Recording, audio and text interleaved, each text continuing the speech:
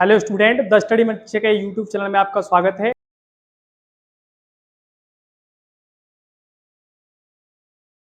आज की क्लास में रहेगा दर्पणों द्वारा प्रतिबिंबों का बनना। अब बनने के लिए क्या है, इसके होते हैं तीन नियम। कितने नियम होते हैं? तीन नियम। जिस प्रकार से आप बोर्ड पे देख रहे होंगे, दर्पणों द्वारा प्रतिबिंब बनाने के नियम। तो इसके तीन नियम होते हैं। कितने नियम होते हैं? तीन नियम होते हैं। ये सबसे महत्वपूर्ण चीज है दर्पणों के प्रतिबिंब के बनने की। तो देखिए, पहला नियम है, इसमें ठीक से समझते हैं। यहां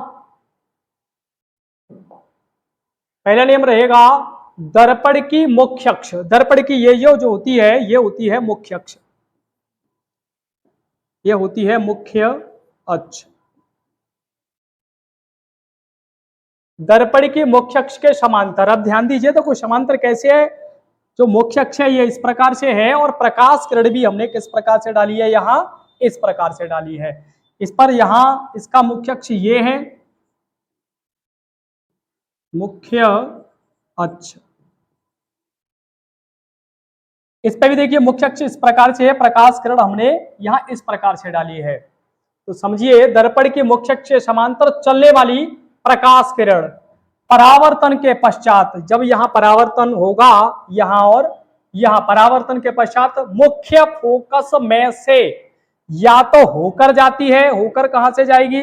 अवतल में जाएगी, अवतल दर्पण में जाएगी। ये इस प्रकार से जा रही है। यहाँ पे क्या होगा? इसका परावर्तन होगा और मुख्य फोकस ऐसे करके ये नीचे की ओर गुजर जाएगी, या मुख्य फोकस से आती ही प्रतीत होती है। ये होगा उत्तल दर्पण में। अब देखिए बेटा, यहाँ क्या होता है, ये इस प्रकार से किरण को हमने डाला तो यहाँ होगा। अब यहाँ क्या, ये वाला हिस्सा जो है कैसा है? अपारदर्शी है। कैसा है? अपारदर्शी है। तो ये प्रकाश किरण इस प्रकार से ऐसे गुजर जाएगी, जो हमें यहां से आती हुई प्रतीत होगी। क्लियर हो रहा है? अब ध्यान देते हैं बेटा, समझ में सभी के आ रहा होगा। रानी बेटा ध्यान दीजिए, आप ध्यान नहीं दे पा रही हैं। क्लियर हो गया होगा। अब देखिए, इसी में क्या होगा, ये यहाँ क्या है? यहाँ है, इस पॉलिश हो रहा है, तो प्रकाश इस प्रकार से इधर की साइड ना आकर क्या होगा, टकरा, यहां से परावर्तन के पश्चात ऐसे करके ऊपर की ओर गुजर जाता है, जो हमें यहां से आता हुआ प्रतीत होता है। क्लियर हुआ होगा? ये इसका पहला नियम हो गया। अब दूसरे नियम की ओर बढ़ते हैं। दूसरा नियम है मुख्य फोकस में से होकर जाने वाली। जो मुख्य फोकस में से होकर जाने वाली, ये अवतल दर्पण में होती है, या मुख्य फोकस की ओर जाने वाली उत्तल दर्पण में होगा। किरण दर्पण से परावर्तित होकर मुख्य अक्ष के समांतर हो जाती है। अब ध्यान देंगे, देखिए ये अवतल दर्पण में है। यहां आप ध्यान दे पा रहे होंगे। देखिए बेटा, इधर देखिए, ध्यान दीजिए, यहां इधर ये क्या है? इस प्रकार से हमने क्या किया, यहां प्रकाश किरण को डाला है। क्या डाला है? प्रकाश किरण को डाला है अवतल दर्पण में। कहां डाला है? अवतल दर्पण में। यहां ये परावर्तित होगी यहां से, और मुख्य अक्ष इस प्रकार से है। ये क्या है? मुख्य अक्ष है। ये ध्यान रखना है। ये क्या है? ये मुख्य अक्ष है। यहां से ऐसे जाएगी टकरा कर, मुख्य अक्ष इस प्रकार से और प्रकाश किरण इस प्रकार से जाएगी। तो ये क्या हो गया? दोनों समांतर हो गए। क्लियर हो पा रहा होगा आपको? बहुत बढ़िया तरह से क्लियर होगा। अब देखिए, इसमें भी क्या है, अब हमने यहां से इस प्रकार से प्रकाश किरण को डाला उत्तल दर्पण में, इस प्रकार से प्रकाश किरण को डाला है। तो ये क्या है? ये जो लाइन है, ये है मुख्य अक्ष। क्या है ये? मुख्य अक्ष। समझ में आ रहा होगा? यह मुख्य अक्ष है। तो जिस प्रकार से, इस प्रकार से हमने प्रकाश किरण को डाला है, तो ये मुख्य अक्ष इस प्रकार से, और ये यहां से परावर्तन के पश्चात इस प्रकार से आएगी। ये जो लाइन दिख रही है आपको, इस प्रकार से यहां ये आएगी। ये मेरे पास में दर्पण भी है, मैं आपको चेक भी करा सकता हूं। पहले आपको समझा देता हूं, फिर रिवर्सिबल दोबारा मैं आपको प्रतिबिंब बना के भी दिखाऊंगा। क्लियर हो गया होगा? अब बढ़ते हैं हम तीसरे नियम की ओर। हमारा तीसरा नियम है वक्रता केंद्र में, जो वक्रता केंद्र है से होकर गुजरने वाली, वक्रता केंद्र से होकर गुजरने वाली। अब देखिए यहां क्या होगा, अवतल दर्पण में या तो वक्रता केंद्र की ओर जाने वाली, ये उत्तल दर्पण में होगा। किरण परावर्तन के पश्चात, जो किरण होती है वो परावर्तन के पश्चात अपने ही मार्ग पर वापस लौट आती है। अब ध्यान दीजिए, देखिए ये अवतल दर्पण है, यह मुख्य अक्ष है, ये क्या है, इसका वक्रता केंद्र है। जब वक्रता केंद्र से प्रकाश किरण को हम डालेंगे इस प्रकार से, तो ये प्रकाश किरण इस प्रकार से जाएगी और यहाँ पे क्या होगा, परावर्तन होगा। समझ में आ रहा है, परावर्तन होगा और परावर्तन के पश्चात जिस मार्ग से ऐसे आई है और उसी मार्ग से पुनः ऐसे लौट जाएगी। ये तो बात हो गई अवतल दर्पण की।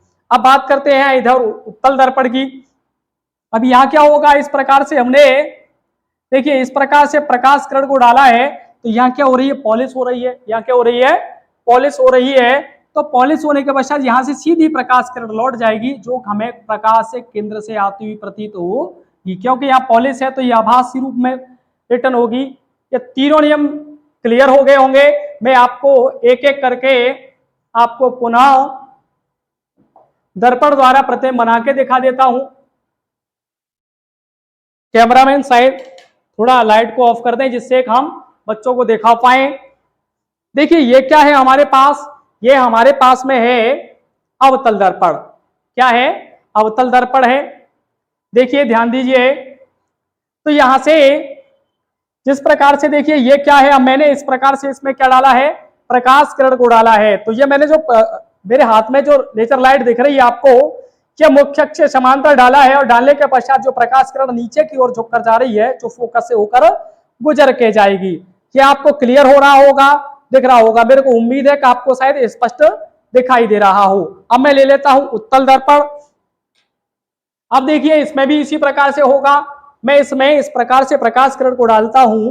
देखिए इस प्रकार से डालता हूं तो ये क्या हो रही है, मुख्य अक्ष के समांतर डाली है, तो ये क्या हो रहा है, ऊपर की ओर गुजर के जा रही है। अब यहाँ क्या है, यहाँ तो ये पार नहीं होगी, क्योंकि यहाँ क्या है, पॉलिश हो रखी है। क्लियर हो रहा होगा। अब देखिए एक एक करके मैं आपको क्लियर कराता हूं। अब प्रतिबिंब 2 की बात करते हैं, नियम नंबर 2 की बात करते हैं। अब ये एक बार क्लियर करा दिया है आपको। इसी प्रकार से नियम नंबर आता है 2, नियम नंबर आता है 2। अब ध्यान देंगे कैमरामैन, थोड़ी देर और लाइट को ऑफ रखें, जिससे बच्चों को स्पष्ट दिख पाए।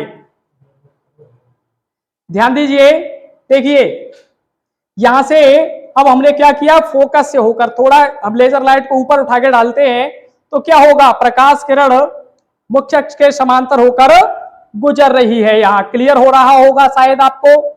अब इसी प्रकार से मैं ले लेता हूं यहां उत्तल दर्पण। क्या ले लेता हूं, उत्तल दर्पण ले लेता हूं और इस पर डालता हूं मैं इससे प्रकाश किरण। तो ऊपर से जो प्रकाश किरण डाली जा रही है, वो क्या हो रहा है, मुख्य अक्ष के समांतर सीधी गुजर रही है। क्लियर हो रहा होगा। अब तीसरा नियम भी मैं बता देता हूं आपको। तीसरा नियम ये है, देखिए जो रिवर्सिबल अपने ही पाथ पे लौट रही है, किस पर लौट रही है, अपने ही पाथ पर लौट रही है। देखिए ध्यान दीजिए, इधर जिस प्रकार से ये यहां से ऐसे प्रकाश किरण जा रही है, ये हमारे पास में क्या है, उत्तल दर्पण है। ये अवतल दर्पण है, यहां हमारे पास में ये अवतल दर्पण है। अब देखिए जिस प्रकार से ये जिस मार्ग से जा रही है, उसी मार्ग से क्या होगी, वापस लौट आएगी। देखिए ये बिल्कुल सेम उसी मार्ग से क्या हो रही है, वापस लौट के आ रही है। इसी प्रकार से देखिए यहां चेक करते हैं, इस पर यहाँ उत्तल दर्पण पर जिस प्रकार से ये ऊपर से डाली जा रही है प्रकाश किरण, इसी को ही हम डाल के देखो दिखाते हैं आपको। शायद लाइट की वजह से आपको ये प्रकाश किरण स्पष्ट दिखाई ना दे। अब देखिए ये मेरी आंखों पे आ रही है डालने के पश्चात। अब मैं इसे जब डाल रहा हूं तो ये मेरी आंखों पे आ रही है। देखिए अब जिस मार्ग से डाला है मैंने इसे, और उसी मार्ग से ये वापस लौट के आ रही है। तो मेरे को उम्मीद है कि तीनों नियम आपको क्लियर हो गए होंगे। इन तीनों नियमों का प्रयोग हम विभिन्न स्थितियों पर दर्पण के द्वारा प्रतिबिंबों की स्थितियों को ज्ञात करने में करेंगे। आपको बेटर समझने के लिए नोटबुक रखा करें और इन्हें डेली नोट कर लिया करें। इससे जो अगली क्लास रहेगी या जो अगली वीडियो रहेगी, उसमें विभिन्न स्थितियों पर प्रतिबिंबों का बनना बताया जाएगा। क्लियर समझ में आया होगा। इसके लिए आपको गुड थैंक्स, और चैनल को सब्सक्राइब भी कर लें और बेल आइकन भी दबा लें। इससे यह होगा कि जो भी हम वीडियो डालते हैं वो आपको समय रहते आपको नोटिफिकेशन से प्राप्त होगी और उसे आप क्लास मिस नहीं कर पाएंगे। Good thanks.